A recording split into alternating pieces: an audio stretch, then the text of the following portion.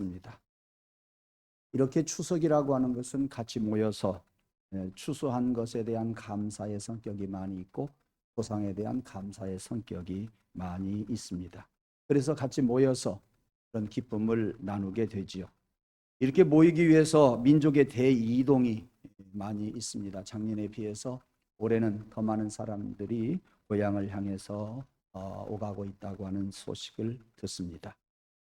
지난 주일날도 말씀을 드린 것처럼 이런 대이동을 바라보면서 마치 우리 성도들의 여정이 천국을 향해서 가는 그런 여정을 연상케 해 줍니다.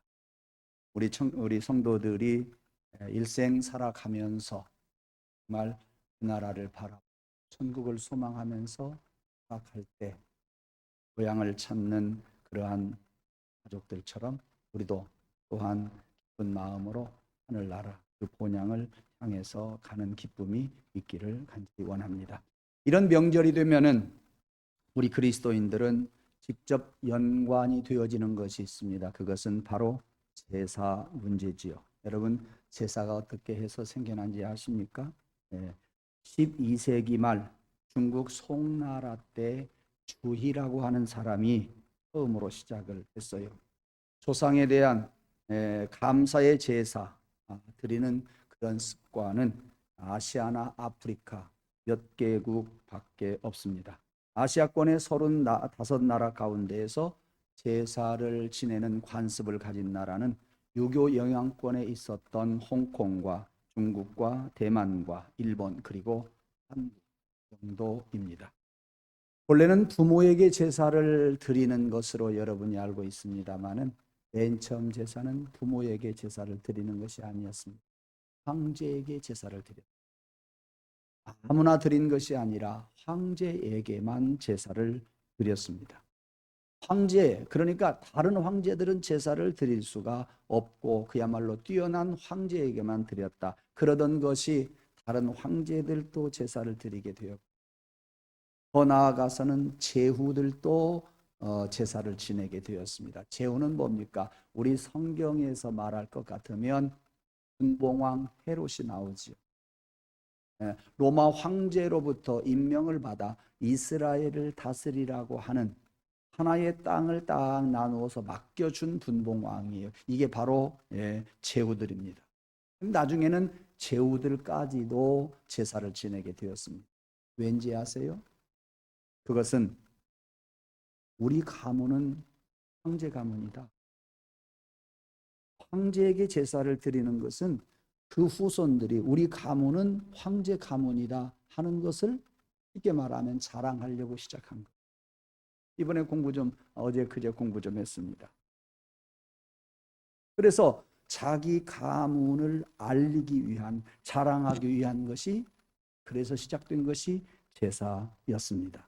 그런데 그것이 다른 황제들과 제후들에게도 이렇게 제사를 지내게 되었다가 한참 세월이 흘러난 뒤에 평민들도 이제는 생각을 합니다. 뭐라고? 왕들의 조상만 훌륭하냐? 내가 볼 때는 우리 조상이 너희들의 조상보다 더 훌륭하다. 그러니 우리도 제사를 드려야 되겠다 해서 평민들에게까지도 전부 제사를 드리게 되었습니다. 그래서 그런지 여러분, 큰 사람은 묘가 크잖아요. 그리고 돈 많은 사람은 묘가 화려하잖아요. 자기를 자랑하려고 하는 것이 제사구나. 자기를 자랑하려고 하는 것이 산소구나. 한마디로 말해서 우리 가문은 뼈대가 있는 양반의 가문이요. 그것을 알리고 싶어서 시작한 것이 제사였더라 그 말입니다. 그러다가 13세기 고려 말에 우리나라에 성리학이 들어오게 됩니다. 그 성리학의 대표자가 정몽주하고 이색과 같은 분들인데 주희의 성리학을 본받아서 사당을 지지요. 그럼 사당이 뭐냐? 조상을 자랑하기 위해서 제사를 드리는 장소가 사당이에요. 그 후에 이성계가 조선을 건국합니다. 그리고 그는 억불숭유 정책을 쓰지요. 불교를 억압하고 유교를 숭상하는. 거기에다가 성리학이 들어왔어요. 그래서 그 틈을 이용해서 이성계는 제사 제도를 강력하게 권장을 합니다. 장려를 해서 모든 평민들이 제사를 드리도록 했습니다. 왜냐? 정치적인 목적이 이성계에게 있었던 것입니다. 왜냐하면 임금에게 충성하게 하기 위해서는 먼저 부모에게 효도를 해야 한다, 그런 이야기. 부모에게 효도하는 사람은 자연히 그 부모에게 효도하는 순수한 마음을 가지고 임금에게 충성할 것이고 나라에게 충성할 것이다, 그런 착안을 했던 것입니다. 여러분, 저 초등학교 다니고 그리고 전에 목회했던 소양에도 얼마 전까지만 해도 학교 초등학교 정문에 충효라고 한자씩 써 있더라고요. 그게 뭔 말입니까? 부모에게 효도하는 것하고 나라에 충성하는 것하고는 사실 별개예요. 그런데 마침 지금 우리는 그것이 쌍둥이처럼 따라다니잖아요. 부모에게 효도하는 마음으로 나라에 충성하자, 이것을 교육하기 위한 그러한 방법입니다. 이성계가 바로 그러한 것을 꾀해서 제사 제도를 장려한 바람에 많은 사람들, 모든 사람들이 제사를 지내게 되었고, 그 제사를 드리는 사람이 효도하는 사람인 양 이렇게 오늘날까지 전해지고 있습니다. 제사는 사람이 죽으면 그때부터 시작이 되지요. 사람이 죽으면 24시간 넘어야 입관을 할 수가 있고, 그 다음에 장지를 정해서 장례 절차를 다 마치게 됩니다. 그 다음 3일 만에 산소에 가서 우리 부모님들의 산소가 맹수들에 의해서, 들짐승들에 의해서 혹시나 건드려지지 않았는지 확인하러 가는 것이 사모제입니다. 그리고 연중에 성묘를 가게 되죠. 그리고 돌아가신 날 기일이라고 해서 그날 안 믿는 사람은 제사를 드리고 우리 믿는 사람들은 추도 예배를 드리게 됩니다. 사람이 죽은 후에는 어떻게 됩니까? 예수 믿는 사람은 구원에 이르게 되고 예수 안 믿는 사람은 지옥에 가게 됩니다. 육신은 흙으로 만들어졌기 때문에 모두가 다 흙으로 돌아갑니다. 예. 그러나 우리 믿는 사람들의 육신은 주님이 재림에 오실 때 무덤 속에서 주의 음성을 듣고 다시 다 영생하게 됩니다. 일어나게 됩니다. 다시 부활해서 영원한 나라에 들어간다, 그 말씀입니다. 그러므로 세상 떠난 사람에 대해서 우리 성도들이 대해야 할 태도는 그분들을 위해서 기도 소용없는 일입니다. 그분들을 위해서 어떠한 행위 소용이 없는 것입니다. 여러분 기억하시기를 바랍니다. 여러분이 기도한다고, 여러분들이 선한 행동을 한다고, 여러분들이 헌금을 많이 하고 여러분들이 신앙생활을 열심히 한다고 해서 예수 안 믿던 돌아가신 부모가 천당에 가느냐? 절대 그럴 수가 없다. 그럴 수 있다고 이야기한 것이 로마 카톨릭 아니겠습니까? 그래서 종교개혁이 일어나게 됐던 거지요. 사람이 죽으면 그 유해를 정결하게 입관을 합니다. 장례 절차에 따라서 정중하게 모시는 겁니다. 그것은 후손으로서 당연한 일이요, 그리고 예의입니다. 그러나 삼가해야 될 것이 있습니다. 그것은 엄청난 경비를 들이면서 입관을 하고 엄청난 경비를 들이면서 산소를 멋있게 꾸미는 것은 삼가해야 합니다. 그리고 미신적인 방법을 동원해서 장례를 치르는 그런 일도 있어서는 안 되겠습니다. 산소도 마찬가지입니다. 상식적으로 생각해 보면 부모의 산소는 깨끗한 곳이어야 되지요. 습기가 있는 곳 좋지 않습니다. 많은 사람이 다니는 길가도 좋지 않습니다.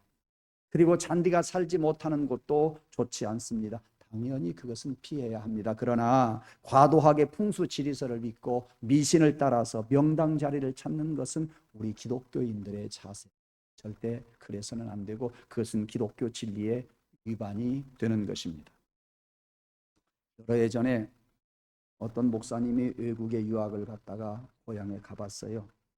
고향에 가서 이제 돌아가신 어머니 아버지를 한번 산소에 찾아뵙고 싶어서 산소에 가니까 깜짝 놀랐어요. 자기 부모님 산소 곁에 여러 구의 산소들이 바짝바짝 붙어 있는 거예요. 이것이 웬일인지 관리자에게 가서 물어봤습니다. 그러니까 그 관리자가 하는 말이, 이 집은 묘를 잘 써서 후손들이 잘 됐어. 그러니까 우리가 이 사람 쓴 곁에라도 묘를 써야지. 그래서 그 목사님에게, 그래서 그 묘를 쓰지 못하도록 제가 말리다가 얻어 터지기도 했습니다. 이렇게 이야기를 하더랍니다. 사랑하는 성도 여러분, 복의 근원은 하나님이세요. 예, 하나님을 경외하고 그의 말씀에 순종하는 자가 복을 받는 거예요. 여러분, 목사니까 저렇게 이야기하지 그렇게 생각하지 마세요. 믿음 가지고 하나님을 진실히 섬기면서 살아갈 때 그 복을 하나님이 주신다, 그 말씀이에요. 예. 여러분, 풍수지리설을 믿고 묘자리가 좋아야 후손이 복을 받아요? 아니에요. 틀리는 이야기예요. 여러분, 진솔하게 하나님을 믿고 내 마음 가운데 주님을 모시고 성령의 인도를 따라 살아가는 사람, 바르게 살아갈 때 그 사람의 삶이 복되지요. 여러분이 바르게 살 수 있는 힘은 누가 주어요? 여러분의 의지 가지고 안 돼요. 성령님께서 주셔야 돼요. 하나님을 믿는 믿음이 있는 자가 성령을 따라 살아갈 수가 있어요. 예수 그리스도를 구주로 믿는 자가 천국에 갈 수 있어요. 그 믿음 가지고 성령의 인도를 따라 살아감으로 잘 되는 거예요. 믿으시면 아멘 하시기 바랍니다. 그렇게 되기를 원하는 가정, 여러분 아멘 하시기를 바랍니다. 더 크게 아멘 하십시다. 내가 복받기를 원하고 내 가정이 복받기를 원하면서도 우리는 아멘 소리도 적고 우리는 그 말씀을 따르려 하지 못하고, 왜? 믿음이 부족하니까 그렇습니다. 복의 근원은 하나님이세요. 묘잘 쓴다고 돌아가신 조상이 우리를 잘 되게 해요? 아니에요. 한 3년 전에 어떤 장로님이 자기 아버지 묘에 가서 우리 잘 되게 해주세요 그랬다는 이야기를 들었어요. 그런 장로 교회에서 골치 아프고 교인들에게 무슨 신앙의 본이 되겠습니까? 예. 남의 이야기로 듣지 말고 우리가 자칫하면 그럴 수 있다고 하는 것을 알아야 합니다. 그 다음에 추도 예배도 마찬가지예요. 추도식도 마찬가지. 한번 생각해 보겠습니다. 추도 예식 때 식구들이 먹기 위해서 상을 차리는 것은 당연한 거예요. 그건 좋아요. 먹기 위해서 과일을 사는 것 좋아요. 과일 사서 제사상에 올리려고 사는 것은 그렇게 바람직하지 않습니다. 죽은 분들을 위해서 무슨 상차림을 할 수가 있겠어요? 와서 먹습니까? 어려서 귀신이 와서 먹는다고. 예, 저는 정성스럽게 제사상 차려놓은 것을 보았고요. 저는 운목에다가 제사상 차려놓고 저는 밑에서 절도 많이 했어요. 예, 이쪽 끝에서 저쪽 끝까지 쫙 큰 방에 다 써가지고 10명, 20명이 남자들만 절하고 제사 지내고 눈 비비며 가면서 제사 시간까지 기다린 적이. 근데 우리 가정이 제가 신학하면서 가문들이 다 바뀌었어요. 다 예수를 믿어요. 그래서 감사한 거예요. 조상들이 와서 먹어요? 안 먹어요? 안 먹어요. 조상 귀신들이 서로 앉아서 투덜대고 있었대요. 여러분 아실 거예요. 설교 준비하다가 어제 교회 와서 인터넷을 한번 뒤져보니 재미난 귀신들이 모여서 서로 하는 말이, 첫 번째 귀신이 이번 제사는 우리 자손들이 코로나 때문에 못 온다고 그러더니 이놈들이 놀러 갔대. 네. 놀러 가서 그리 와서 귀신상을 받아 먹으라고 그래서 내가 찾아가지 않았는가. 제사상을 차려놨는데 잘 차려놨더래요. 근데 생전에 못 본 것이 있더래. 저게 뭐니 하고 보니까 할아버지 피자입니다. 피자가 제사상에 올라갔대. 그래 이제 제사를 다 이제 지내면서 자식 녀석들이 빨리 잡수시라고 그래서 빨간 사과를 들어서 덥석 먹으려고 보니까 안 비어져요. 왜일까요? 플라스틱으로 만든 사과예요. 배도 먹을만해서 집어서 덥석 한 입 물으니까 이빨이 들어가지를 않는 거예요. 네. 아니 그래도 국은 괜찮겠지 하고 국을 가서 숟가락으로 떠먹으려고 하니까 숟가락이 안 들어가요. 그것도 플라스틱으로 만든. 그러면 생전에 먹어보지 못한 저 피자인가 무엇인가 그것 한번 먹어봐야 되겠다 싶어서 그것을 쥐어다가 덥석 깨물다가 이빨이 빠져버렸대요. 그뿐이 아니에요. 그것을 듣고 있던 또 다른 귀신이 그래도 자네는 괜찮은 편일세.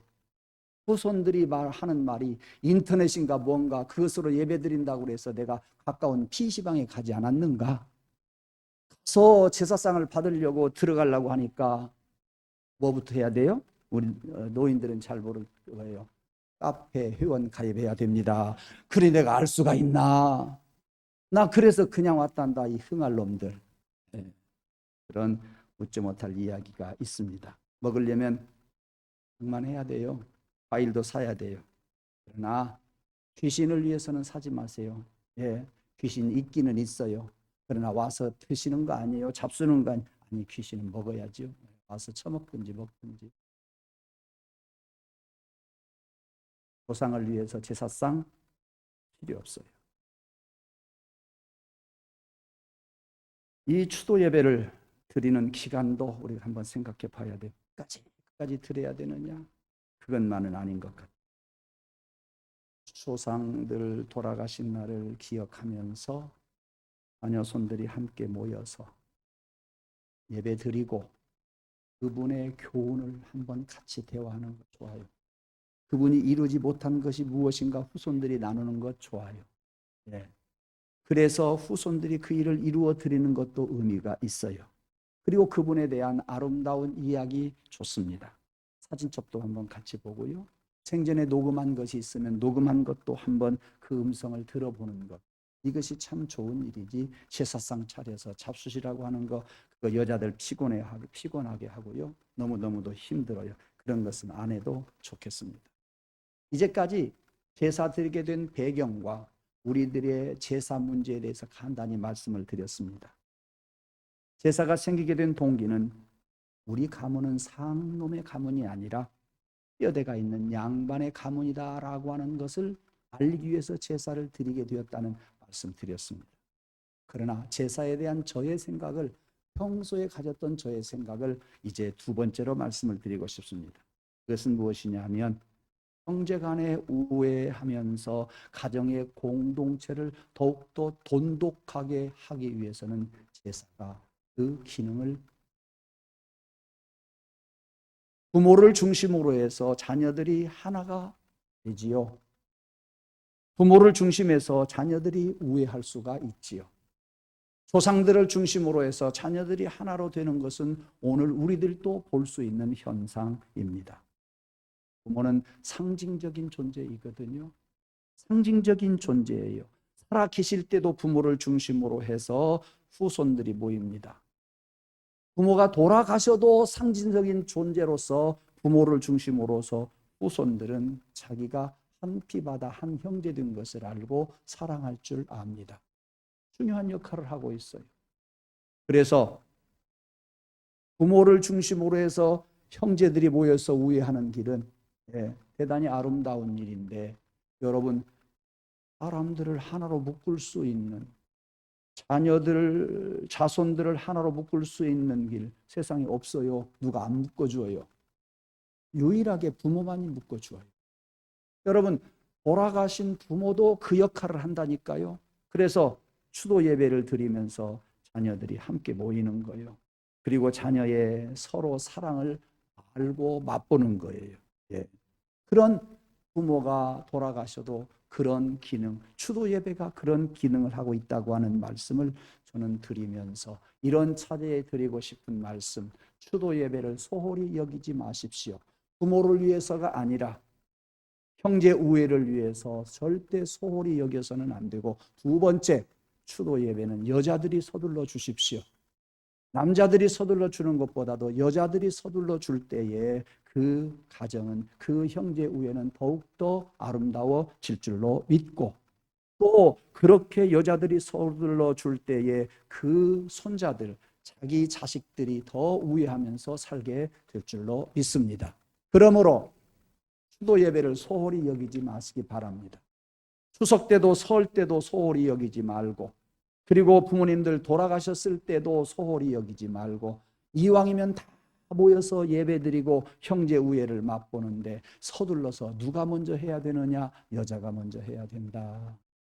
조금 믿어지는 사람은 아멘 하시기 바랍니다.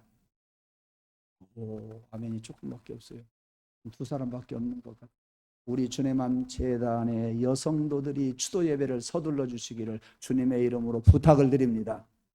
약속하시는 분 아멘 하십시다. 그것은요, 내 가정에 화목을 만들어낼 거예요.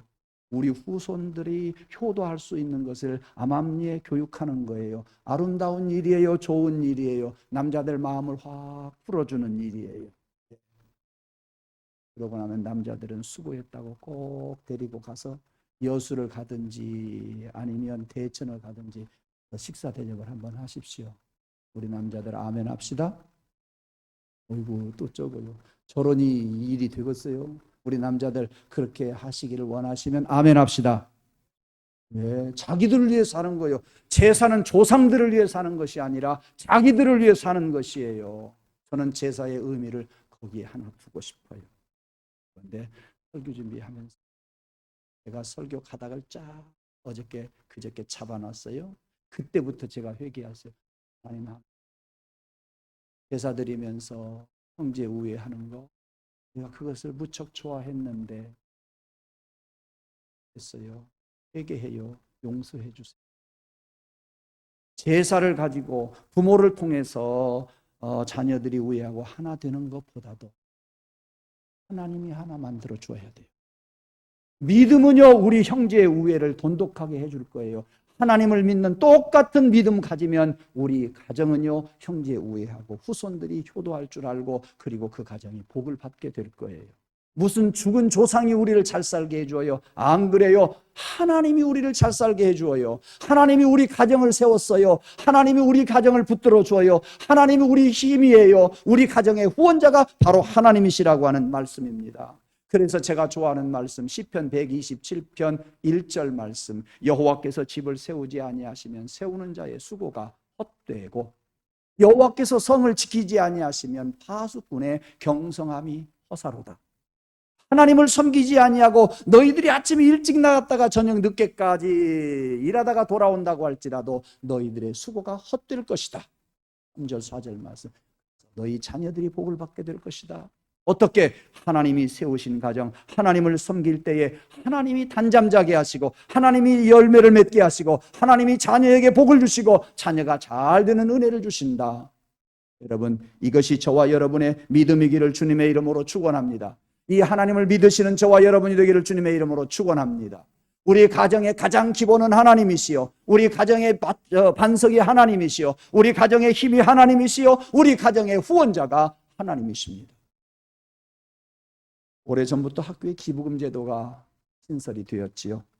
학생들의 수업료만으로는 학교를 운영하는데 재정이 너무나도 부족합니다. 그렇기 때문에 정부에서 많은 지원을 해도 부족하니까 후원자들을 모집해서 학교를 돕도록 했던 그러한 제도, 필요한 제도였던 것 같습니다. 그리고 결혼하면서 부모의 후원과 도움을 받은 사람은 좋은 아파트에서 화려하게 여유 있게 신혼생활을 시작합니다. 좋지요? 얼마나 부드럽겠어요. 내 뒤에 어떤 후원자가 있느냐에 따라서 나의 삶이 달라집니다. 어떤 후원자가 있느냐에 따라서 어떤 사람은 제로에서 시작을 하고 어떤 사람은 50에서 시작을 합니다. 누가 쉽겠습니까? 후원자가 있어야 됩니다. 여러분에게는 어떤 후원자가 있어요? 여러분 가정에는 어떤 후원자가 있어요? 오늘 추석 명절을 맞이해서 여러분에게 든든한 후원자가 있음을 깨닫는 시간 되기를 원합니다. 여러분 가정의 든든한 후원자가 되어서 여러분의 삶이 윤택해지는 그러한 방법을 깨닫는 이 시간 되기를 주님의 이름으로 축원합니다. 부모를 중심으로 하나가 되어야 그 가정이 복을 받는다. 이것을 이제는 저는 조금 우리 인간적인 면에서 그럴 수 있어요. 그러나 이것을 저는 바꾸고 싶어요. 이것을 저는 회개하면서 여러분들에게 바꿔서 말씀을 드리고 싶어요. 하나님이 우리의 힘이시다. 하나님이 우리의 구원자시다. 오늘 본문 디모데후서 4장 17절 18절 말씀에 보면 하나님이 우리의 힘이시라. 누가 그랬어요? 바울이 그랬어요. 바울이 그랬어요. 여러분, 바울은 그의 인생이 완전하게 예수님, 부활하신 그분을 만나고 변화되지 않았습니까? 그가 이렇게 새롭게 변화된 것은 예수 그리스도를 만난 사건 때문에 그랬습니다. 그 이전에는 예수 믿는 사람을 잡아서 죽이고 때리고 많은 핍박을 하던 사도 바울이었어요. 뒤에서 전부 리모컨 역할을 했던 사람이 사도 바울이었어요.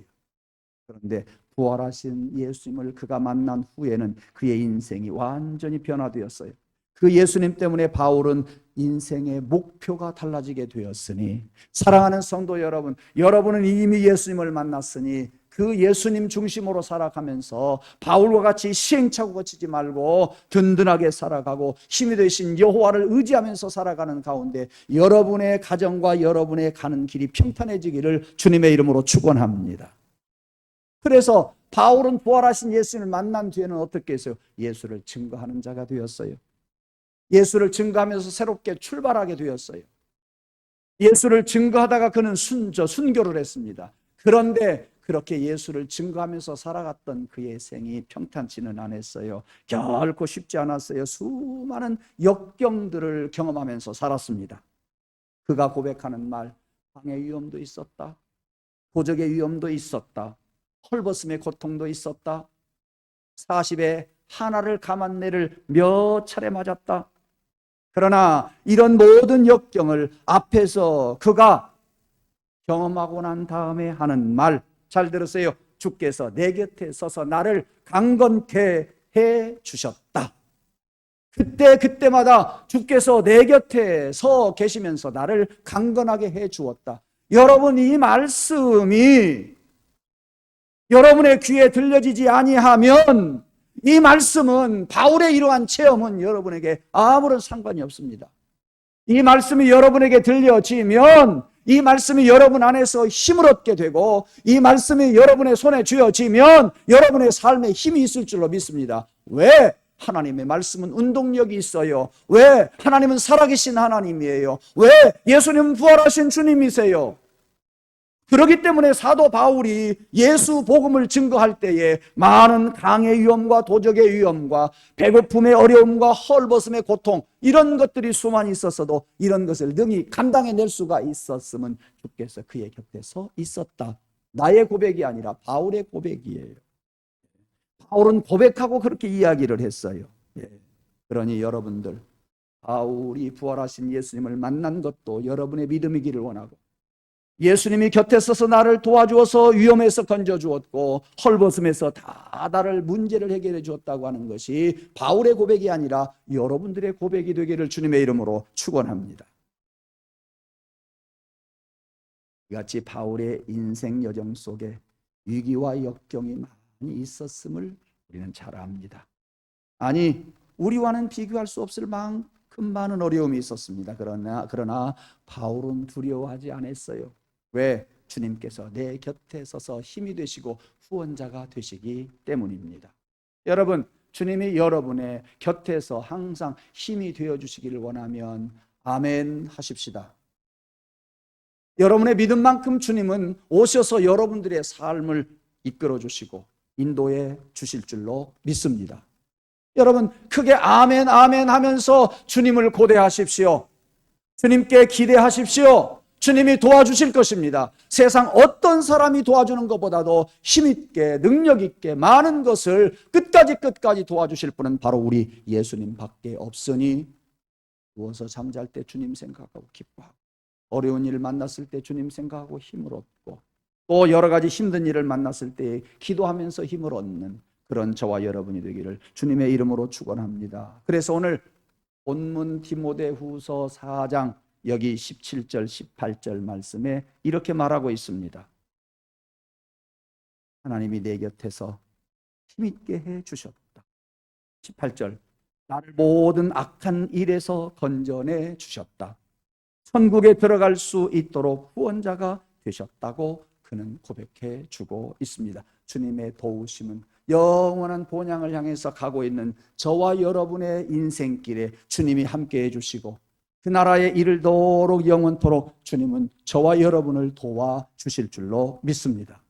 주님이 우리를 도와주시지 조상이 도와주시지 않습니다. 주님이 우리를 도와주시지 내가 나를 돕는다고 생각하지 마십시오. 세상 어떤 사람이 여러분 돕습니까? 아닙니다. 세상 모든 사람들은 여러분들에게 등쳐먹으려고 합니다. 절대 착각하지 말고 영원히 그 나라에 이르도록 나를 이끌어 주시고 내 손 잡아 주실 분은 우리 주님밖에 없으니 믿음대로 될 줄로 믿습니다. 믿음대로 될 줄로 믿습니다. 여러분, 생활 속에서 예수님을 꼭 의지하고 믿고 주님 잡고 주님 손잡고 가시기를 주님의 이름으로 축원합니다. 우리를 통해 주님의 뜻을 이루실 때까지 주님이 우리와 함께 하신대. 저는 어제도 설교 준비하면서 여기서 재미난 것을 발견했어요. 17절 18절에서 바울이 복음을 전하는 것, 그것 때문에 하나님이 바울을 도와주시더라. 내가 복음을 전하고 있으니 하나님의 일을 위해서 주님이 나를 도와주시더라. 그 말씀이 이 속에 있어요. 그러니까 바울을 위해서 도와주신 것이 아니라 하나님을 위해서 도와주신다. 주님을 위해서 도와주신다 그 말이요. 우리가 주의 일을 하려고 할 때는 주님이 당신을 위해서 나를 도와주실 줄로 믿어요. 무슨 말씀인지 아시죠? 예, 내가 주의 일을 하고 있으면 주님이 당신의 일을 해주는 나를 보고서 걷어차지 않아요. 손 놓지 않아요. 손 잡아주셔요. 힘이 되어주신다니까요. 왜? 더 잘하라고. 그러니 주의 일 하려고 할 때에 우리는 주님이 도와주심을 믿고 우리의 영의 육의 모든 삶이 잘 되어져 갈 줄로 믿습니다. 이렇게 되기를 원하면 여러분 아멘 하십시다. 예, 크게 아멘하고 복된 자가 되기를 주님의 이름으로 축원합니다. 조상이 여러분들 도와주는 거 아니에요. 여러분의 힘이 여러분을 돕는 거 아니에요. 어떤 친구가 여러분 돕습니까? 아니면 돈이 여러분을 완전하게 돕습니까? 아니에요. 영과 육과 혼을 만족해 해주시는 주님이 나의 힘이 되시고 주님이 나의 후원자 되십니다. 이번 명절에 여러분들은 무엇보다도 조상에게 제사를 하면서 조상 의지하지 말고 하나님 앞에 추도 예배 드리면서 하나님을 의지하고 하나님이 나의 후원자 되심을 체험하고 고백하고 돌아오는 그런 좋은 명절 되기를 주님의 이름으로 축원합니다.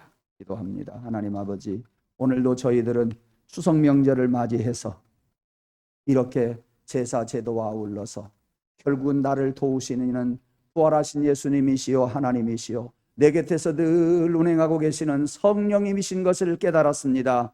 이 믿음 가지고 살게 하여 주옵소서. 이번 명절에 하나님이 이 귀한 믿음이 우리들에게서 싹이 나게 하시고 이 귀한 믿음이 우리들의 삶 속에서 펼쳐지게 하여 주셔서 많은 열매가 맺어지게 해 주시옵소서. 예수님의 이름으로 감사하며 기원하옵나이다. 아멘.